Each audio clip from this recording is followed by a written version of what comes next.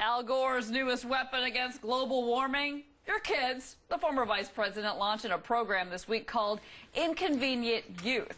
It's a one-stop shop to help teens help others fight the so-called climate crisis. But Tracy says it's going to brainwash your kids and leave us all holding the tab. Tracy. Well, I hate this notion that he took this over. First of all, this initiative was started by a 16-year-old.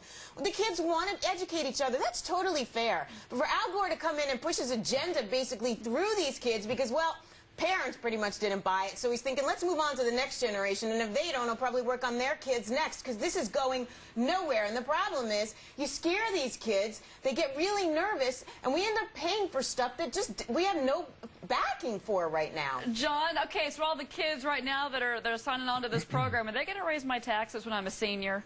I'm a little nervous about this. No, look, I disagree with my friend Tracy.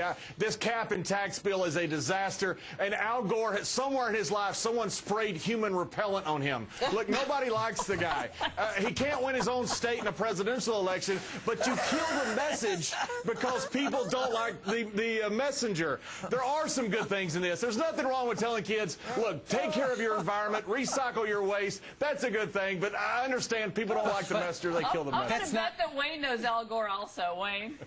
You know everybody. I don't know Al Gore, but human repellent. Where? I want to get a bottle of that. I got to get a spray can of that stuff. Al Gore happens to be, you know, he says consensus is in, and everybody knows about this, and the consensus is not in. Consensus is not science. We know that.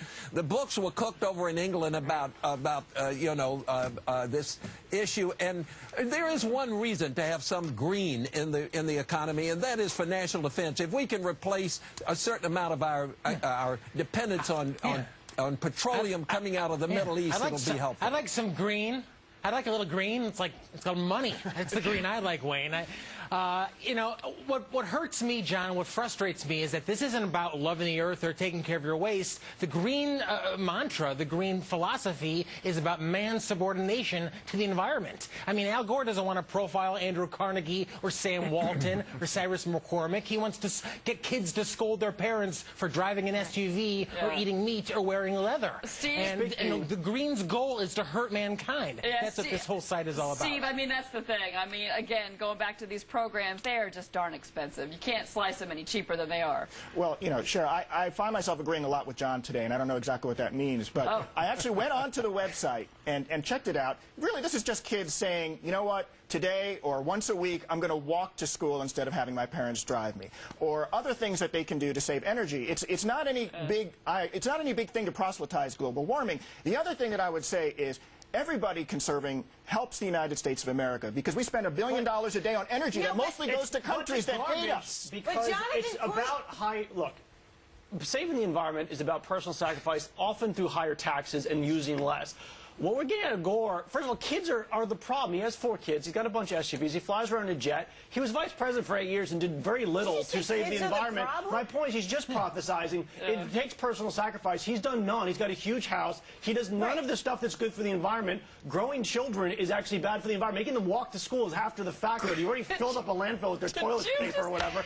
All I'm saying is it's going to take sacrifice and taxes. And let's not forget more people voted for him. We did say he's repellent. He actually had more votes than the last president. That's right. However, he didn't do anything when he was vice president for the environment. Now he's just talking about it. I think Jonathan is usually a conspiratorist, but I'm kind of with him on this because, look, I eat meat, I drive an SUV, I wear leather. I don't need my 3 kids sitting in front of me telling me that everything I do is wrong all the time because they are reading this children. That's my favorite. All right, thanks to everybody. Thank you, Steve Laser, for joining us this week. Great to have you, sir.